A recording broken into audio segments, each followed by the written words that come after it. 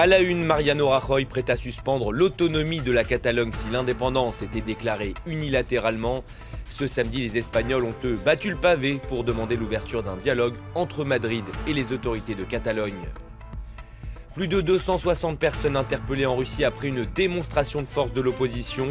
Mobilisation dans 80 villes du pays à l'appel d'Alexeï Navalny, principal opposant politique de Vladimir Poutine, le président russe qui fêtait ce samedi ses 65 ans.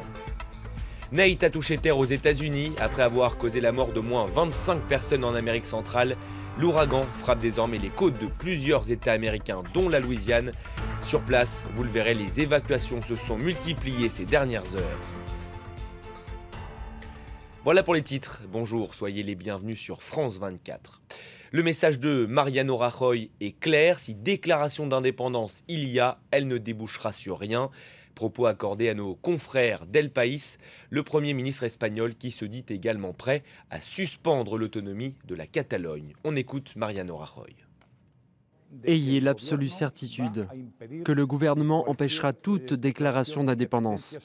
L'Espagne continuera d'être l'Espagne et elle continuera à être l'Espagne pendant longtemps.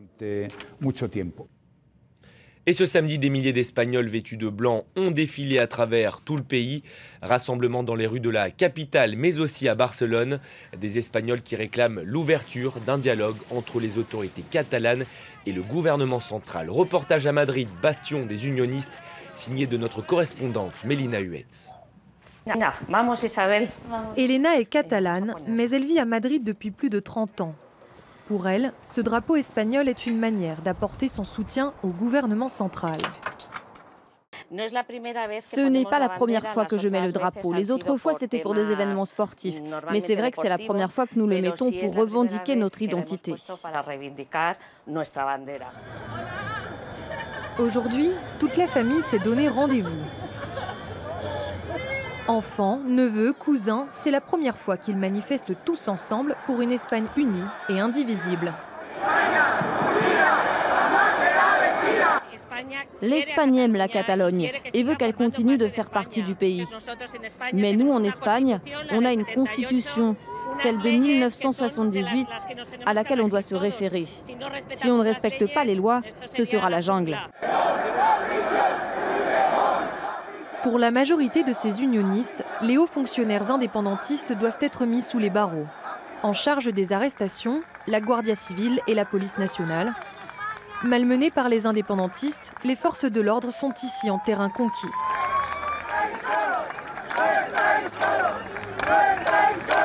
Mais les récents événements ont aussi vu ressurgir certains mouvements de la droite dure. Santiago Abascal est membre d'une association qui lutte pour la défense de la nation espagnole et qui appelle régulièrement à manifester. Président du parti politique très controversé Vox, il juge que les conservateurs au pouvoir ne vont pas assez loin. On a organisé ce mouvement pour dire à nos représentants que nous exigeons que le coup d'État indépendantiste perpétré en Catalogne soit combattu jusqu'au bout, peu importe les conséquences, que les putschistes aillent en prison, que nous n'accepterons aucun dialogue avec des gens qui ont renversé l'ordre constitutionnel, attaqué la démocratie et séquestré les institutions catalanes. Un discours qui séduit de plus en plus, mais pour Francisco de Borja, politologue, le pays reste suffisamment hermétique à l'extrême droite. Même au plus fort de la crise où il y avait 30% de chômage, même après les attaques terroristes perpétrées par des Marocains, l'Espagne n'a vu aucun parti d'extrême droite se former. La Constitution de 1978 a détruit le nationalisme. Le risque, c'est vrai, c'est que le nationalisme catalan finisse par réveiller une sorte de nationalisme espagnol. Pour trouver une sortie durable à la crise, tous les observateurs sont d'accord. L'Espagne devra passer par des réformes politiques et constitutionnelles importantes. La date était symbolique pour l'opposition russe. Ce samedi, jour du 65e anniversaire de Vladimir Poutine, elle a défilé dans 80 villes du pays. Une démonstration de force à l'appel d'Alexeï Navalny, l'ennemi numéro 1 du Kremlin, actuellement derrière les barreaux, je vous le rappelle. Selon une ONG, plus de 260 personnes ont été interpellées. Noémie Roche. La Russie sans Poutine, crient ces manifestants. Un slogan qu'ils ont scandé jusqu'au soir à Saint-Pétersbourg, avant d'être délogés par la police. La manifestation n'était pas autorisée. Des dizaines de personnes ont été arrêtées.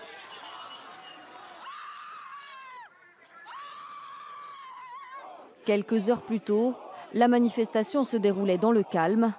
Dans la ville natale du président russe, plus de 3000 personnes étaient venues demander du changement. Je veux que mon pays et mon peuple soient dignes d'une démocratie pour que nous puissions choisir et ne plus écouter pendant 17 ans encore ce président. Je veux que mon pays respire librement. Un message qu'ils ont souhaité faire passer dans 80 villes du pays, le jour de l'anniversaire de Vladimir Poutine. Des manifestations à l'appel de l'opposant Alexeï Navalny. Le blogueur anticorruption appelle régulièrement ses partisans à manifester contre le pouvoir en place. Et cela lui vaut souvent des jours de prison. C'est ce qui s'est passé lundi dernier. Alexeï Navalny a été condamné à 20 jours de détention. Des méthodes dénoncées par ses partisans. Ça n'est jamais une bonne chose quand un politicien est régulièrement emprisonné pendant plusieurs jours pour de si petites raisons. Donc nous sommes venus ici pour soutenir Alexeï Navalny. Malgré ses soutiens, l'avenir politique d'Alexeï Navalny semble compromis. L'une de ses condamnations de février dernier devrait l'empêcher de se présenter au scrutin présidentiel de mars 2018. Il a déjà causé la mort d'au moins 25 personnes en Amérique centrale. L'ouragan Nate vient de frapper les États-Unis, le Mississippi, l'Alabama, mais aussi la Louisiane. Les vents dépassent les 130 km/h. À la Nouvelle-Orléans, de nombreux habitants ont déjà été évacués.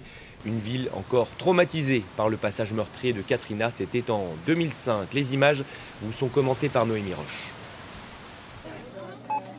Derniers achats pour ces habitants de la Nouvelle-Orléans. Dans quelques heures, l'ouragan Nate frappera la ville.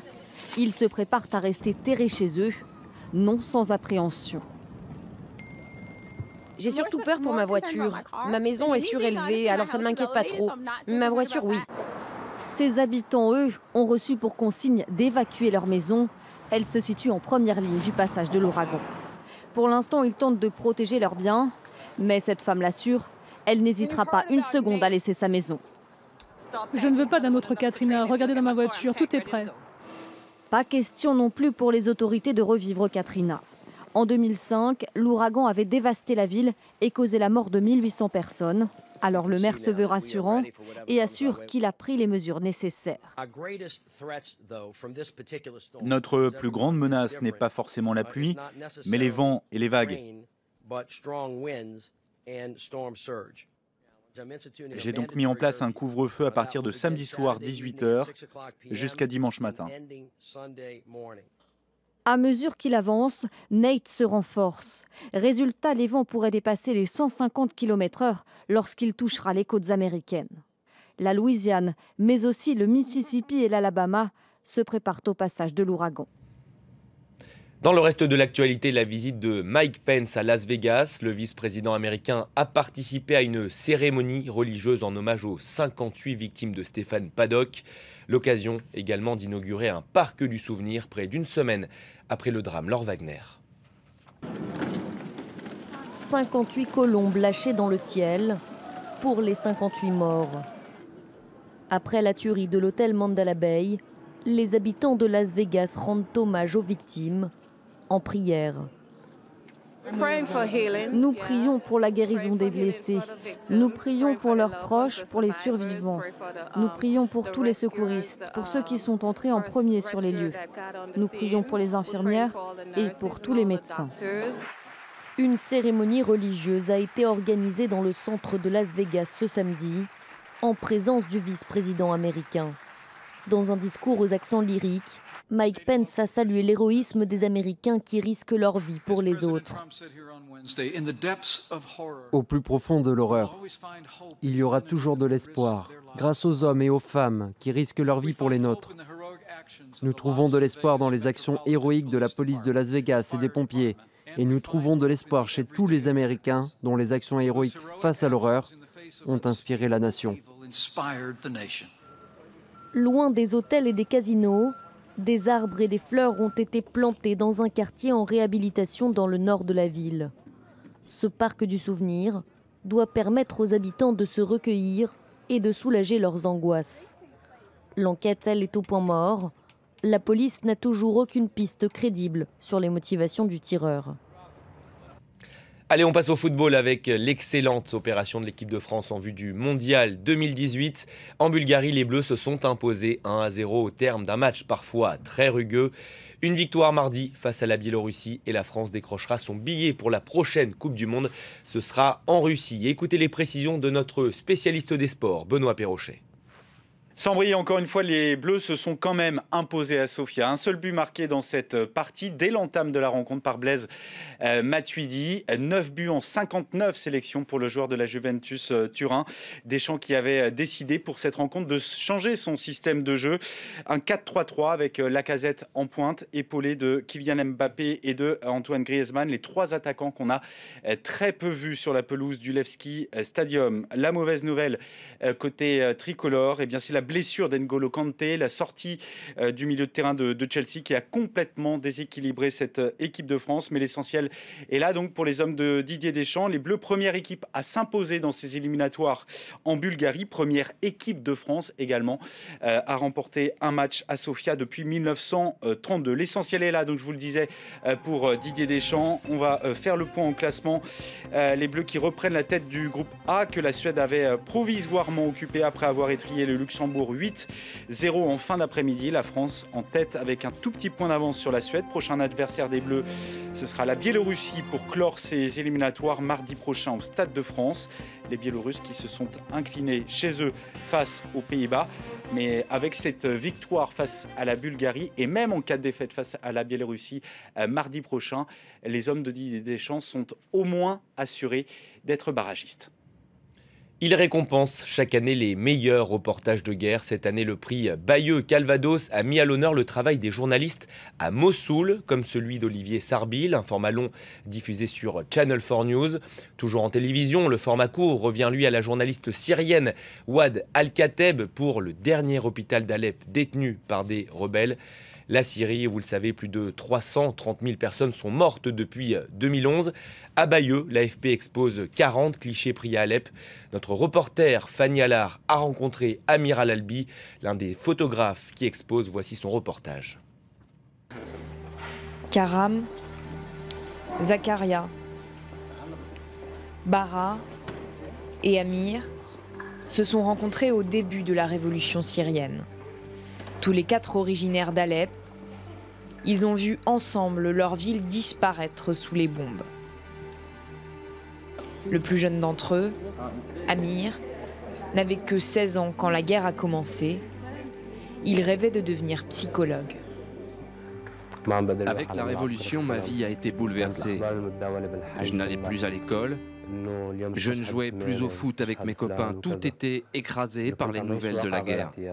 C'est cette situation qui m'a poussé à documenter le conflit. Amir nous montre une de ses photos prises en septembre 2016, au plus fort des bombardements. Avec ce cliché, il a remporté le 2e prix du World Press Photo. Cette photo montre la grande souffrance des Syriens. Ce sont deux pères avec leur bébé, quelques minutes après une première frappe aérienne. C'est très difficile de prendre une photo comme celle-là. J'étais entouré de cadavres, mais je me concentrais sur les enfants. Je voulais que le monde les voie. Je ne peux pas dire que je suis content de voir mes photos dans de grandes expositions ou même d'avoir reçu le World Press.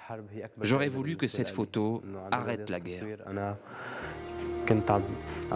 Depuis le bureau de l'AFP à Beyrouth, Rana Moussaoui a suivi et épaulé ces photographes débutants.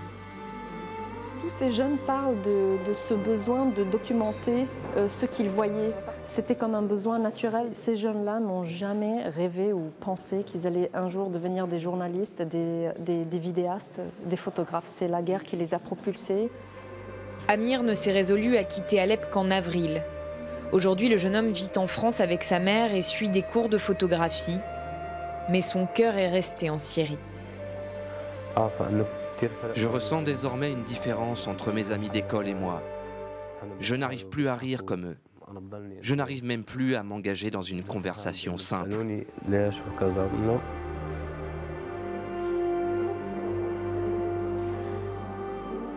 À Bayeux se retrouvent les reporters qui vont à la guerre.